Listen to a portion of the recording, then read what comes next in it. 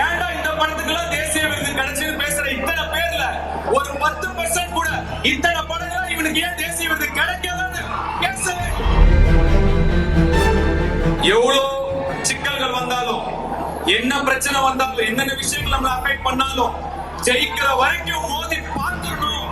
நம்ம தல அஜித் சார் சொன்ன மாதிரிதான்,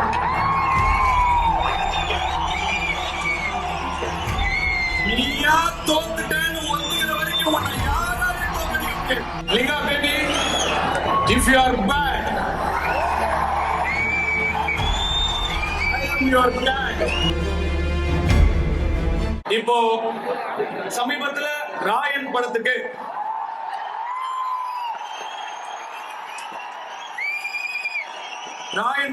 தேசிய விருது கிடைச்சது. அந்த வருஷம் அந்த படத்தை விட தகுதியான பல படங்கள் நிச்சயமா இருக்கு. அந்த படங்களுடைய ரசிகர்கள் அதுக்கான அதிருப்தியை வெளிப்படுத்தினாங்க. அதை நான் முழுசா மதிக்கிறேன், நிச்சயமா மதிக்கிறேன்.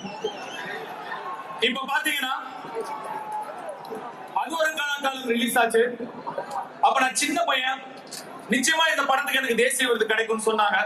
சின்ன பையன் அப்படிங்கறதுனால நானும் ரொம்ப ஆசையா காத்துட்டு இருந்தேன். ஆனா எனக்கு கிடைக்கல.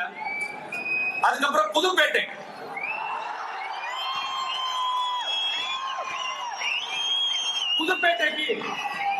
கண்டிப்பா தேசிய விருது கிடைக்கும் அப்படின்னு எல்லாரும் சொன்னாங்க, நீங்களும் சொன்னீங்க.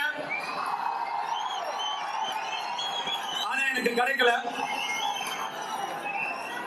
அதுக்கப்புறம் 3, மயக்கம் என்ன, மரியான், ராஞ்சனா, வட சென்னை,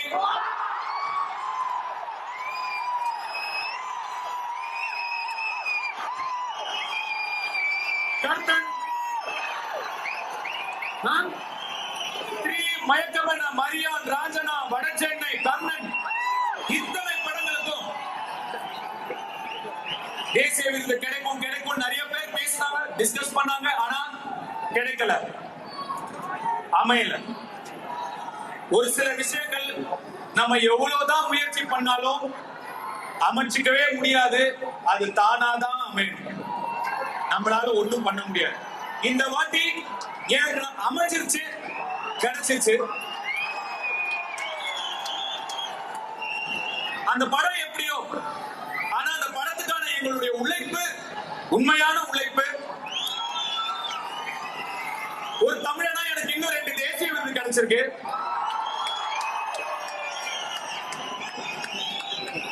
தட்டி விடாதீங்க, தட்டி கொடுங்க.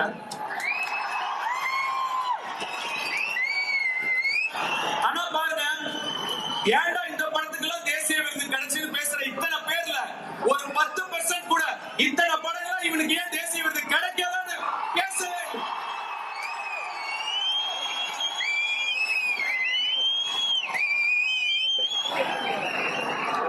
இந்த மாதிரி நேரங்கள்ல நமக்கு கொஞ்சம் மன கஷ்டம் ஏற்படும்.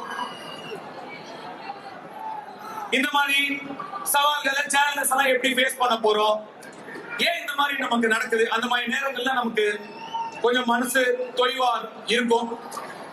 அந்த மாதிரி டைம்லாம் நம்மளை சுத்தியே நம்ம இன்ஸ்பிரேஷன், மோட்டிவேஷன் தேடிக்கணும்.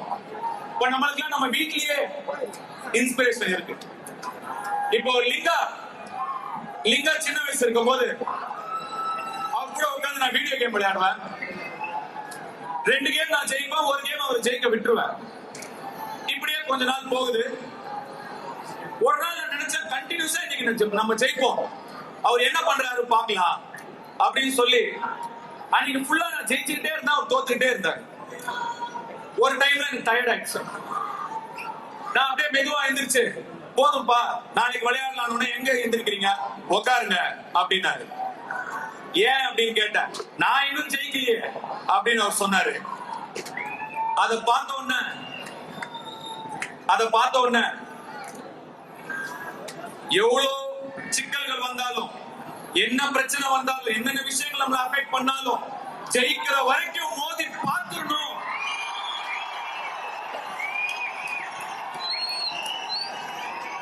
அப்படின்னு அவர்கிட்ட இருந்து நான் இன்ஸ்பிரேஷன் எடுத்துக்கிட்டேன். நம்ம தல அஜித் சார் சொன்ன மாதிரிதான்,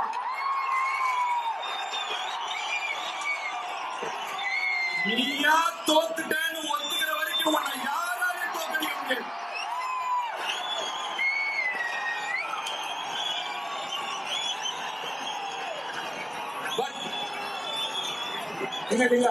Linga baby, if you are bad,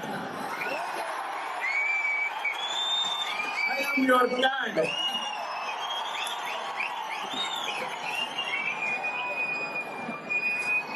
இங்க இவ்வளவு பேர் ஒண்ணு கூடி இருக்கீங்க, இவ்வளவு பேரால ஒரு இடத்துல கூட முடியுது. அந்த ஒற்றுமைக்கு, அந்த யூனிட்டிக்கு ஒரு பவர் இருக்கு. அந்த பவரை நீங்க பாசிட்டிவான வழியில கொண்டு போகணும். அந்த பவருக்கு நீங்க ஒரு பர்பஸ் கொடுக்கணும். சும்மா சந்திச்சோம், போட்டோ எடுத்தோம், ஆடியோ லான்ச்ல பார்த்தோம், இந்த மாதிரி பொருளாதார அன்னைக்கு பார்த்தோன்னு அப்படியே விட்டுறாம நீங்க எல்லாரும் சேர்ந்து இன்னும் நிறைய நலத்திட்டங்களை செய்யணும். உங்க ஏரியால, உங்க தெருல, உங்க பக்கத்து வீட்டுல, எதிர் வீட்டுல யாருக்கு என்ன தேவைங்கிறத புரிஞ்சு நீங்க எல்லாரும் சேர்ந்து கை கோர்த்தீங்கன்னா உங்களால முடியும். அவங்களுக்கு உங்களால முடிஞ்ச நல்லதை நீங்க கண்டிப்பா பண்ணணும். நான் உங்களை நினைச்சு இன்னும் ரொம்ப பெருமைப்படணும். நீங்க செய்வீங்க நான் நம்புறேன்.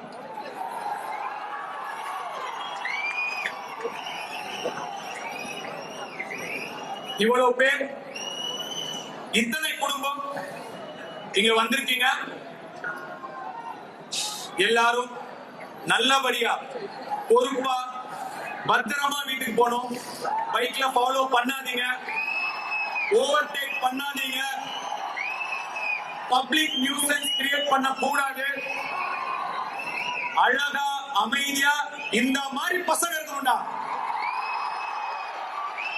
எப்படி? இந்த மாதிரி பசங்க இருக்கணும்டா. அப்படி ஒரு பேரை எனக்கு வாங்கி கொடுத்துட்டு பத்திரமா நல்லபடியா உங்க வீட்டுக்கு போங்க, உங்க குடும்பத்தை போய் சேருங்க. எங்களுக்கு பாதுகாப்பு கொடுத்த காவல்துறை நண்பர்களுக்கு என்னுடைய நன்றி. பவுன்சர் தோழர்களுக்கு என்னுடைய நன்றி. இந்த விழா இவ்வளவு சிறப்பா நடக்கணுங்கிறதுக்காக இரவு பகலா வேலை செஞ்ச அத்தனை உள்ளங்களுக்கும் நன்றி. எங்க காலேஜ்ல இடம் கொடுத்த ஐசரி கணேஷ் சாருக்கு என்னுடைய நன்றி. உங்க சப்போர்ட் இல்லாம இது நடந்திருக்கா சார், ரொம்ப ரொம்ப நன்றி. அவருக்கு உங்களுடைய ஒரு கிளாஸ்.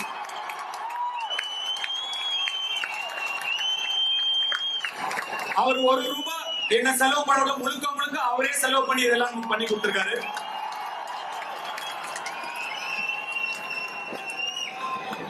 இங்க வேலை செய்த டாக்டர்ஸ், நர்சஸ் எல்லாருக்கும் என்னுடைய நன்றி. குறிப்பா என்னுடைய கண்மணி ராஜா சுப்பிரமணியம் சிவா அவர்களுக்கு என்னுடைய மனமார்ந்த நன்றி. உங்களுக்கு நன்றி சொல்லணுமா?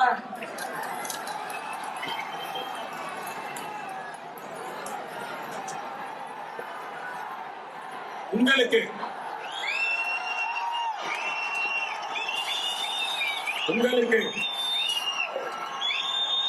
இன்னும் இன்னும் இன்னும் ஓட வைக்கிற உங்களுக்கு